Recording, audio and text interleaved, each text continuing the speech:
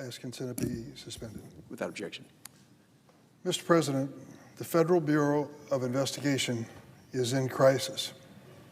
Tomorrow will be the first time the Director, Kash Patel, will come before the Senate Judiciary Committee as Director of the to be questioned about his management of the Bureau.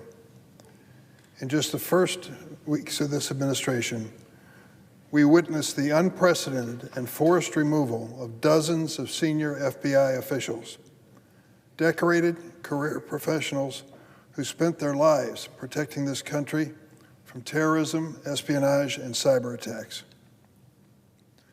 These patriots swore an oath to defend the Constitution and served Republican and Democratic presidents alike. They were shown the door for one reason: political retribution. Don't take my word for it.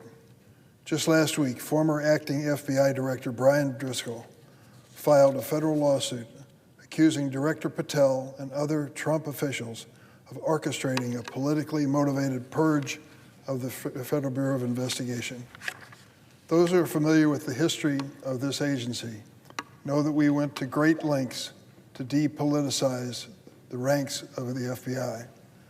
The director had a 10-year term, which meant that he or she would outlast any single president. Time and again, we set standards for the FBI that were above and beyond those across the ranks of government.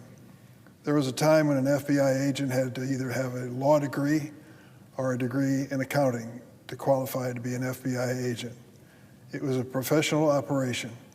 There were questions raised about J. Edgar Hoover and others in the past, but basically the FBI enjoyed a reputation of being one of the best law enforcement agencies in the world. According to this lawsuit, though, Mr. Driscoll said that, quote, Mr. Patel said of Mr. Patel, the FBI has tried to put the president in jail and he hasn't forgotten it. It makes sense. And no one up and down the chain of command has been spared from his retribution at every level of government. All 6 of the FBI's executive assistant directors gone under the Trump administration. At least 18 special agents in Chicago of major field offices gone.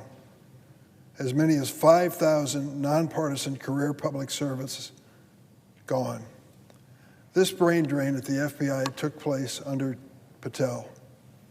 It represents thousands of years of institutional knowledge wiped away in the blink of an eye. And when the FBI director is so clearly ill-prepared to lead, when under pressure, this deliberate raising of law enforcement expertise from his organizations is even more shocking and dangerous for national security. Brian Driscoll dedicated his professional life to serving his country.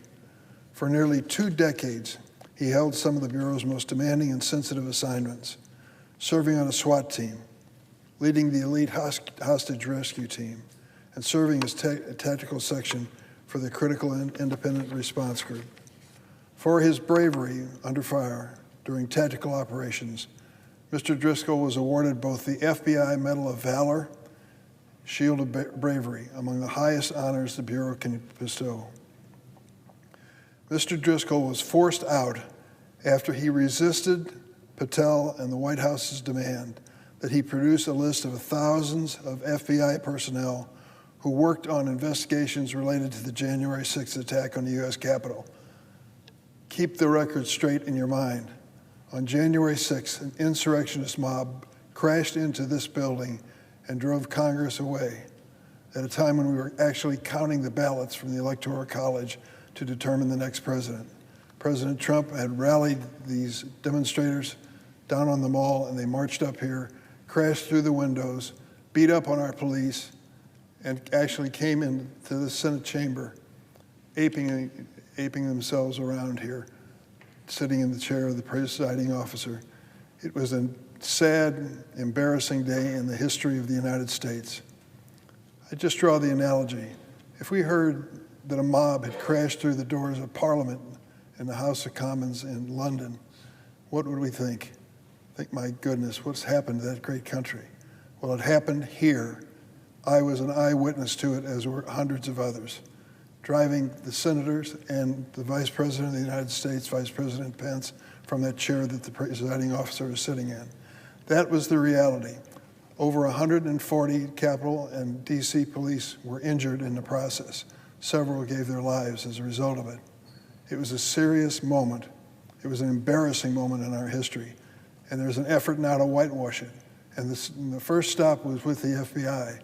When the FBI prosecuted these mobsters who crashed into this building and sent some of them to jail, there was a steady beat from Mr. Patel and others that it was unfair.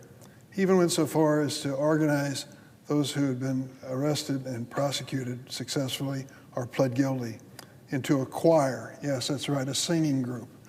And he had them making some kind of musical selection from time to time, trying to diminish the seriousness of the charges against them. So what happened when Mr. Patel, who totally unqualified, became head of the FBI? He went out looking for FBI agents who investigated those mobsters and those insurrectionists. That's what was behind Mr. Driscoll's decision not to cooperate with him, so that those agents who were simply doing their duty and ending up with successful prosecutions would not be penalized. Mr. Driscoll's removal deprives the FBI of a leader whose expertise, courage, and judgment were forged over decades on the front lines defending America's security. After leaving a promising career in finance, Mahtab Saeed dedicated nearly 20 years to the FBI, rising from counterterrorism assignments and overseas postings in Islamabad and Amman to senior leadership in cyber and counterintelligence. She was a special agent in charge of the Salt Lake City field office, and now should be leading the investigation of the horrific assassination of Charlie Kirk. But she was forced out this summer because, in the words of someone at the Bureau, she was not a good fit. She was a woman of color. They don't fare well in the Trump administration. We don't know exactly what impact her steady and experienced leadership could have had on this investigation, but we lost a talented, dedicated person whose talents were applied for the safety of our country.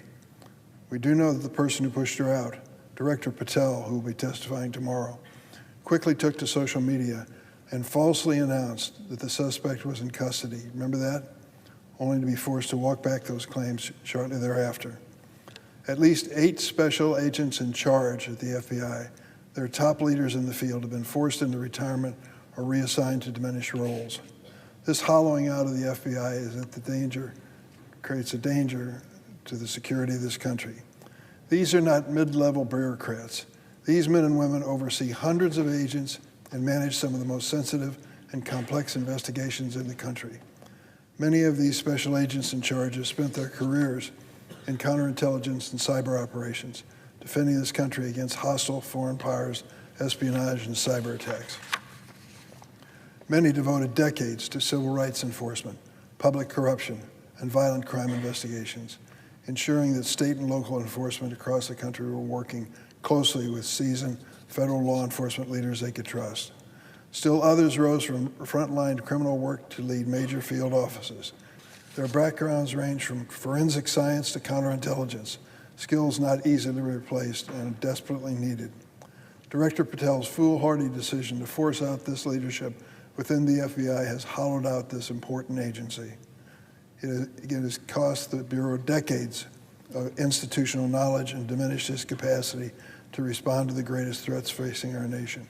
Tomorrow at the hearing, I'll go into detail into some of the bureaus and agencies within the FBI that have been diminished and hollowed out.